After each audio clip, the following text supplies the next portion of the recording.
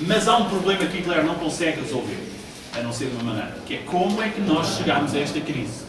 Como é que é possível que a Alemanha, que ainda há bem pouco tempo era uma das maiores potências mundiais, ao ponto de querer conquistar o mundo e dominar durante a Primeira Guerra Mundial, como é que ela se transformou na mais pedinte, mais mendiga das nações da Europa? E ele encontra um animal para sacrificar. E esse animal é o judaísmo. E sobre isto dos judeus é bom perceber uma coisa muito concreta que habitualmente não é discutida neste assunto. É que o antissemitismo, a palavra antissemitismo significa antigo, e depois semita, que é o povo judeu, os antissemitas, o antissemitismo era prática corrente em toda a Europa. Todas as democracias falavam de um problema judeu. Roosevelt, o presidente americano, numa conferência em Casablanca, confessava abertamente que a Alemanha tinha um problema judeu. Disse-o num discurso. E explicou o que é que ele queria dizer com isso. Os professores são judeus. Os intelectuais são judeus. Os médicos são judeus. A maior parte dos políticos alemães são judeus. O Roosevelt, o presidente dos Estados Unidos da América, confessava haver um problema judeu. Quando se descobriu que os judeus estavam a ser perseguidos e executados, os judeus tentaram, como aliás vamos ver, fugir. E precisavam só de uma coisa, que os autorizassem a ir para vários países. Quase todos recusaram.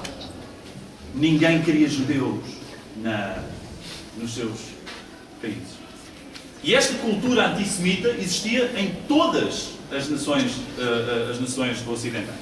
E esse é um aspecto que ainda hoje nos embaraça, a nós, que pertencemos a uma dessas civilizações.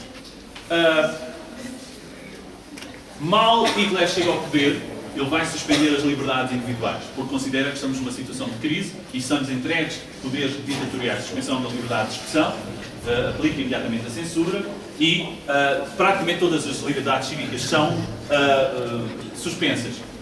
Faz a prisão dos grandes líderes dos outros partidos que estavam lá no Reichstag. Socialistas, comunistas, liberais, todos estes indivíduos vão ser presos ou vão mesmo ser assassinados. Misteriosamente desaparecidos. Hitler põe então em prática aquilo que já tinha escrito no Mein Kampf, que é a sua ideologia racial. E a ideologia racial dos nazis era muito clara. Em primeiro lugar, são ideias que já existiam antes do próprio Hitler e antes até de 1930. Elas estavam perfeitamente expressas na sociedade. Os alemães são uma raça superior. São uma raça superior. Todas as raças pertencem a um escalonamento, a uma escala. Os portugueses, já agora, se quiserem saber, ficam a 5 do fim. Okay? Ficam na quinta do fim. Portanto, não estávamos em grande lugar. Há várias listas dessas coisas. Hitler defende que desde sempre houve uma luta pela sobrevivência entre as raças inferiores e as raças superiores. E judeus, os Roma, ou seja, os ciganos, e os deficientes são as principais ameaças à pureza do sangue puro ariano. Eu usei uma palavra nova, ariano. Ariana, a raça ariana, é uma, digamos assim, a ascendência dos alemães, ok? E dos povos nórdicos em geral. Há aquela ideia pela qual os arianos seriam altos, louros, de olhos azuis. Isso não é exatamente assim. Isso era considerado um arquétipo, ou melhor, assim, o protótipo do que deveria ser o ariano, mas isso não significa que todos os arianos devessem ser assim. Isso não é verdade. E por isso é que muitas vezes as pessoas, a gente até se enganam, dizem, então, o Hitler era baixo, moreno, de olhos castanhos, e vai ele dizer que bons são aqueles que são altos, louros e de olhos azuis. Portanto, logo aí há uma enorme contradição. E, portanto, essa questão da raça ariana não é propriamente indispensável que uma pessoa seja de olhos azuis e que tenha... Ora, um dos aspectos fundamentais em relação a isso é que os judeus são, em 1933, cerca de 600 mil pessoas na Alemanha. 1% da sociedade. Não mais do que isso. Portanto, não é propriamente um risco de subversão como é que eu ia dizer, demográfica a presença dos judeus por lá. No entanto, eles são considerados os grandes responsáveis pela crise alemã e pela derrota alemã da Primeira Guerra Mundial. Porquê? Porque os judeus são considerados pelos alemães o pior que pode haver. Por uma razão simples.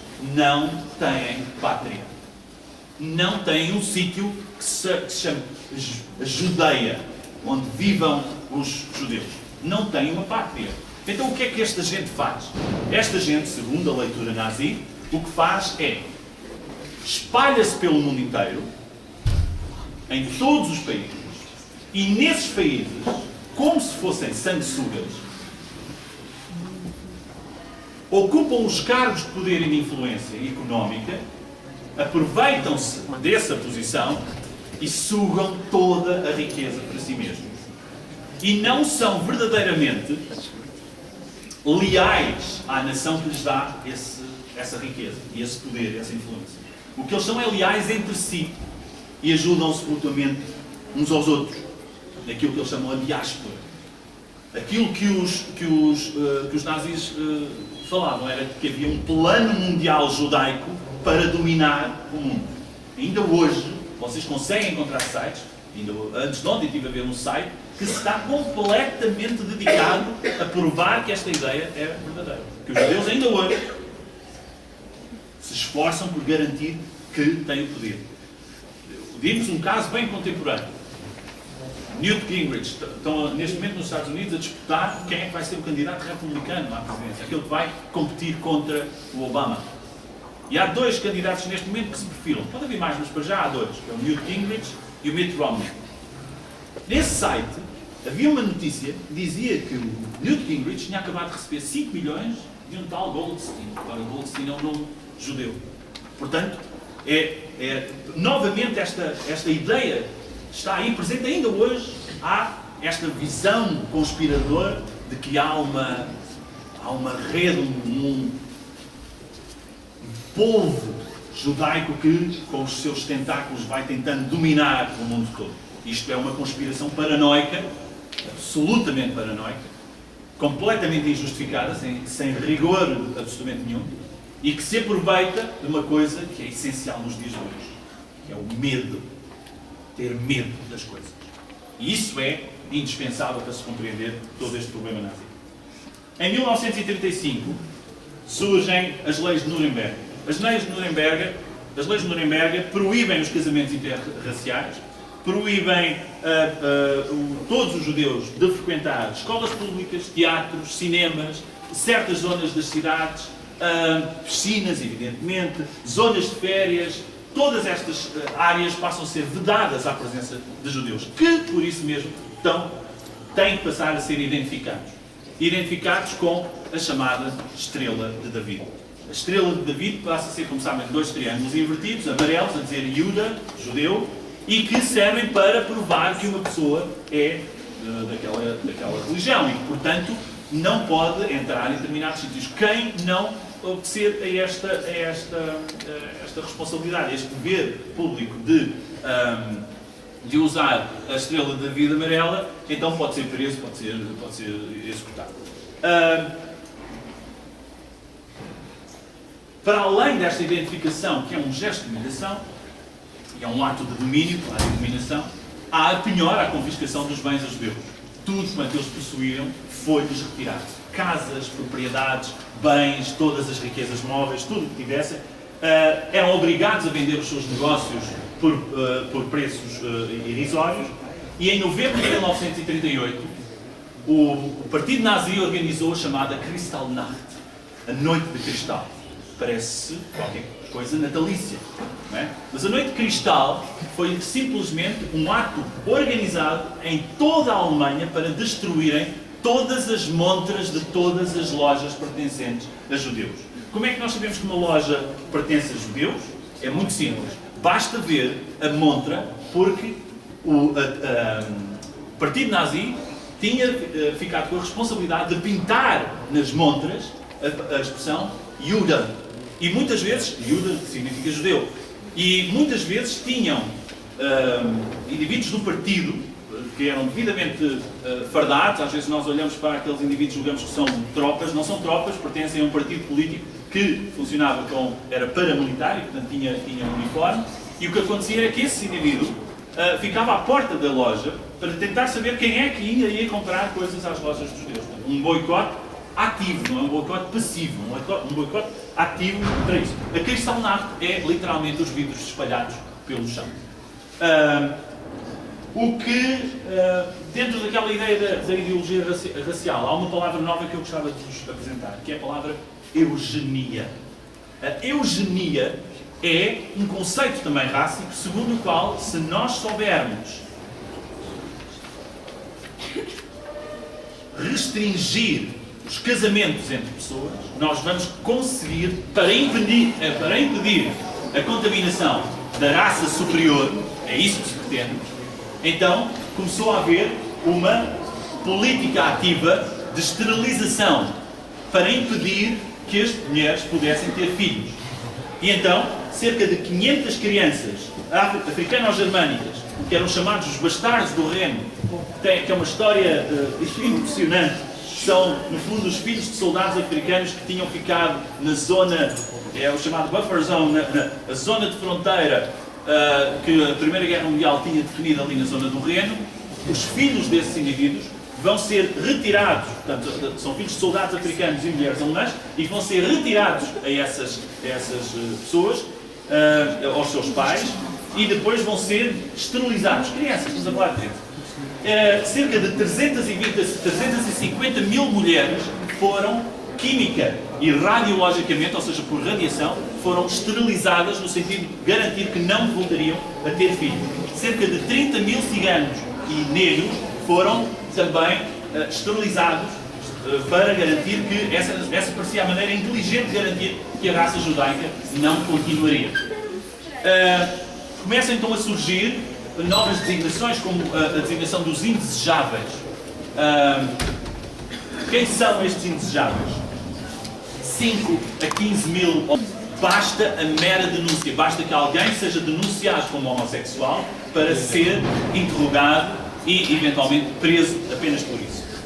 Testemunhas de Jeová. As testemunhas de Jeová são cerca de 20 mil na Alemanha.